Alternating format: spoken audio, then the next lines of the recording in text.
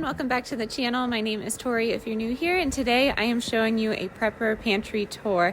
I have some nice lighting outside, so I just wanted to head on out and show you this beautiful snow. We got about 1.5 feet last night, so I was very excited about that. But I did want to show you some long-term storage I've been working on, as well as some storage that we have from this year's garden harvest. So if you're into that kind of thing, I'd love it if you stuck around. Make sure you give this video a big thumbs up, subscribe if you are new, and let's get right into the tour. We are in my utility room / one of the pantries that I keep some extra food in. Our hot water heater, unfortunately, is not looking good. It's leaking, so we're gonna have it looked at. I have a feeling we're gonna have to replace it because that's how our luck is when it comes to things like this. But in the spirit of getting organized in here and not having this person walk in and walk into this mess, we are going to clean up this pantry. So I thought it'd be a great time to get some motivation in for a prepper pantry organization. And then afterwards, I can just go over how I have this laid out. So I'm excited. I've actually been working on something for all of you, and it's just a prepping guide 101, basic things that you can obtain to have on hand for your prepper pantry that has worked for me over the last couple of years. So I'm going to make that into something downloadable, I believe is how I can do it. And I'm excited. So keep your eyes peeled for that. But I'm going to get this organized. I will get back with you. I'm not going to put this on a loop or anything. I will just get back with you when everything is organized. But I wanted to show you the before. And then hopefully an after will be coming here soon. All right, that took a little bit of time, but I'm pretty excited. I have things organized, and I just pulled it off the shelves for you just so you can see what's happening in here. And then we're gonna jump into 2 other pantries just to give you a tour of what's going on in what I want to show you. So bottom shelf here, I just have some water that we can easily grab and go in the event of needing to leave, or maybe we just want a bottle of water. And then over here, I have some of the water that I just fill up old jugs with. That way we can use it if we run out of power or something like that. I went over that in my last video. If you're curious about emergency water storage, this is, again, maybe 1/8 of it. And then moving up to this shelf, I do have some dry milk and some dry milk substitutes. We do have 2 toddlers and then about to be a 3rd here, so it's just nice to have that milk on hand. And then we do have some plant milk for other recipes. And then moving on to here, we have some random TVP. Then the rest are nuts, walnuts, pecans, flaxseed meal, pumpkin seeds, things like that. And then over here, we have some spices and gravy mixes. We have some pizza crust in there as well. I always like to have backup spices because they're inexpensive and they add a ton of flavor. And then moving on, I do stock up on those La Modernas. They're 33 cents, but the Knorr sopas are next to those, and they have different types of soups and things like that, as well as some, again, random pizza crust. I don't know what's going in there. And then we have some dip as well, some dip packets, and these are great. You can use them for a lot of different things. I have some rice ramen in there, which is some of my favorites. And then over on this side, sorry about the lighting, there we go. We have some extra lentils. I also have a bean mix in there. We have some regular rice as well as some dried garbanzo beans. And this is a area where I'd like to place things into long-term storage eventually if we don't use this right off the shelf. And then moving up, we do have some spices and seasonings in the back. And then I also have my flours. So I have, I guess, not your run-of-the-mill flour. There's einkorn flour in here. There's bread flour. There's different types of ancient grain flours. And then I have sugar. You can do a lot with sugar. I have my salt. I have some extra coffees and teas. And then I just have these shelf-stable coconut oils, shelf-stable ghee. I have some tahini in there. And then some vegetable bouillon, the powdered kind. I also have some fermented things. So we have some homemade sauerkraut back there that I just like to keep out of the light as much as possible. And then, well, I mean, and this room is dark, but I you know, I'm turning on the light right now to show you. And then over here are just random things that I have that don't really have a home. So we have some hash browns, some Kodiak cakes, we have some chili pods to make into something spicy. And then on the top there, I just have random plates and some things that we don't use in the kitchen all the time. I have some wheat berries up there, and then I have Advil that needs to go in our medicine backup. And I also have from 4 Patriots one of their USB charged blenders, just in case I need to use it for anything. These bins face this way, so I like to have everything facing outwards, but I do have a list in my inventory sheet, which is the surprise I've been working on, just a nice little sheet that you can have, as well as some other resources in that, and it will be a printable, so you can put it in a binder right next to everything, but I'm still working on it. Anyways, there is pasta in here, all different kinds of pasta. We love it. So we have long pastas, and then some penne, some elbow noodles, and then moving on to here, we just have some basic ramens. We have shrimp ramen down there. We have our polenta stash. I really love polenta. There's a lot that you can do with it. My favorite way is to crisp it and fry it up, and then top it with some pickled onions and Parmesan. Very, very yummy. And then we have gnocchi. We love shelf-stable gnocchi. Well, we love gnocchi in general, but shelf-stable gnocchi is great to have on hand. I get mine at the Dollar Tree, $1.25, so that's a good price in my opinion. And then we have our stash of quinoa here, as well as some shelf-stable tortellini, the 3 cheese. So this shows me that we can do a little bit more when it comes to quinoa and tortellini, and there is a spot there on the inventory sheet that just gives you a ×5 or a ×10, however many that you are stocking up on. It really depends on your family or what your preferences are. That is what the inventory sheet is all about. So I like to have gnocchis ×5, quinoas ×5. 5 is my number right now, at least for this area, but it really depends on your family. Moving on to box number 2, and I do suggest you number or label your boxes pretty well. And I know for light purposes, it's not great to have that clear, but it's easier for me to see. This is easier. This is more of a 2-year pantry stash, so that is why mine are clear. Over here, this is my box of goodness, is what Y calls it, but my son, if you're new here, we have chickpea masala in here. We have a bunch of those from the Saffron Road brand, and I get those at Dollar Tree for $1.25. But then on top of that, we have some soup mixes. So we have the veggie soup mix by Bob's Red Mill. We have our chicken noodles by Progresso. We also have some Bear Creeks in there, creamy corn chowder, things like that. We pull from these quite frequently, so I don't really need to keep an eye on the expiration, but I do suggest writing next to your inventory sheet when things expire so things don't get wasted, although we don't really pay attention to expiration dates too much. This was a gift from a friend on here, some Harvest soup mix from an Amish store back where she lives. Very excited about that. And then I have some 4 Patriots MREs that will go in our bug out bags, but I just need to have them in here as well because our bug out bags are pretty full right now. We have some instant mashed potatoes, and then moving on to potato products, we have dried mashed potatoes that are flavored. We have au gratin mashed potatoes, and then lifting this up, we have our rice-a-ronis and jambalayas. And then next to that, we have our Knorr sides, so Alfredos. This is from like a shop, right? I believe, I'm not sure. Chicken flavor. They were $1 though, so essentially you can get these on sale for cheaper than $1, but I suggest you have those on hand because they're great to have to bulk up. And that leads me to pastaronis. Pastaronis are awesome because you can add your canned protein, add your canned beans, you could add veggies to this if you wanted, and make that meal stretch, make it larger. So I suggest stocking up on some of these base meals and then adding to it.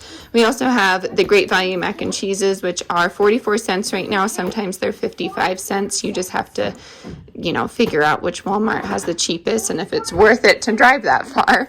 And then we have cheeseburger pasta skillet, which is, I believe, like hamburger helper, but I could be wrong. And then moving on to this bin, I think that we could add a lot more to this, but it is a little heavier, so it depends.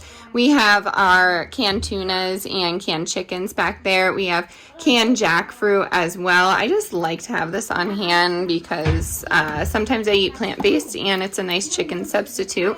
And then here are our 4 packs of cans. We also have other cans, and I'll get to that area in a second here. But this is what we have here. We have golden corn, we have green beans and garbanzos, and then moving on to this side, we have a lot of our sauces. So we have Sweet Baby Ray's honey mustard, and then we have ketchup over here. We have soy sauce, we have sriracha, because there was going to be a shortage of sriracha, and guess what? There is. So I'm happy I have that. But I also have those chili pods to make my own. And then we have mustards, hot sauces, and things like that. And that's what is in these bins. And then what I do is just put my lid on it and put it up on the shelves. That way any critters or any condensation, although it doesn't get too humid down here, doesn't really affect it. I would say this room is pretty temperature controlled. It doesn't get too warm, also doesn't get too cold either. So it's helpful to have this, in my opinion, but we are moving on to more of a long-term storage situation. So I'll see you in the next room.